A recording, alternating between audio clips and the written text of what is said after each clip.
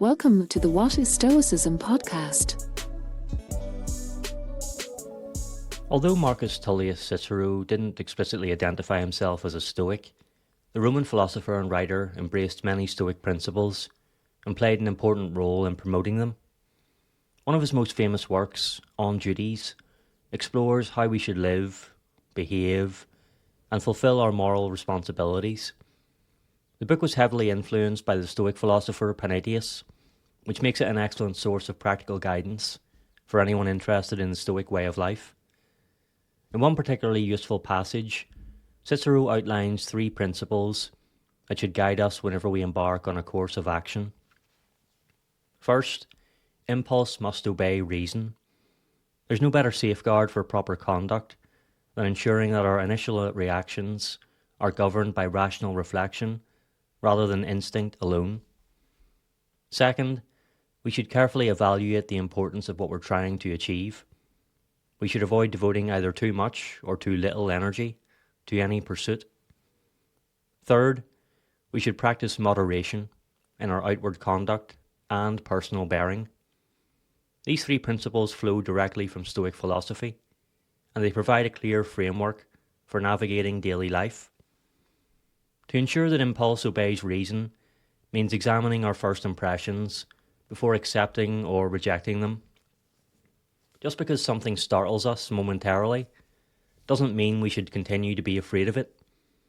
Our initial reactions are not always reliable guides. To assess the true importance of things means seeing them as they actually are. When we desire something, we should ask whether it's worth the time, effort, and attention we're investing in it to obtain it. And to practice moderation means exercising self-control. It asks us to consider whether a momentary pleasure is worth sacrificing a more stable and lasting sense of well-being. Of these 3 principles, Cicero considered the first, the rule of reason over impulse, the most important. In many ways, it naturally supports the other 2. When we pause to question our first reactions, we're more likely to judge situations accurately and act with moderation. For practical use, Cicero's guidance can be condensed into a simple daily reminder. 1. Ensure your impulses obey reason. 2. See the importance of things as they really are. And 3. Observe moderation. These 3 ideas form a kind of operating manual for the mind, and the idea of a manual may be more appropriate than it first appears. As anyone who's assembled a piece of furniture knows, the process usually goes much more smoothly if we begin by reading the instructions and then follow them step by step.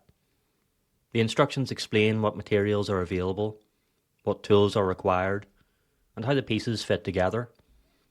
Once we understand what needs to be done and why, we can begin building. It's a natural process. Yet when it comes to constructing a sound mind, something far more important than assembling a household object, we often abandon this careful approach. In the teachings of his discourses, the Stoic teacher Epictetus reminds his students that the law of life is that one has to act in a way that is consistent with nature. Whatever situation we face, he says, our goal should be to avoid rejecting what is consistent with nature and to avoid accepting what conflicts with it. To help his students understand how to follow this law of life, Epictetus emphasized the importance of starting in the right place. Philosophical training, he explained, begins with theory before moving on to practice. The reason is simple. Theoretical understanding is easier to grasp, while practical application is complicated by the distractions of everyday life. Anyone who wants to skip the foundational learning and jump straight into practical mastery, he warns, is fooling themselves. Returning to the furniture analogy, we don't randomly screw pieces together and hope that we eventually produce a table. We follow the instructions. Why should we do anything different when it comes to our mental well-being? To construct a capable and resilient mind, we must proceed methodically. We must begin by understanding the principles that guide our actions, and then apply them carefully in our daily lives. Epictetus described the first step in philosophy in striking terms. It begins with recognizing the condition of our own command center, the faculty of reason that governs our judgments and choices. Recognizing its weaknesses encourages humility. It prevents us from trusting our instincts blindly in situations where careful reasoning is required. Without that self-awareness, people often behave like someone who can't digest a small meal, yet insists on consuming an entire feast.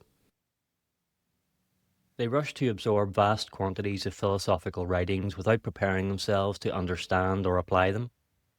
The result, Epictetus says humorously, is intellectual indigestion, confusion, frustration, and discomfort.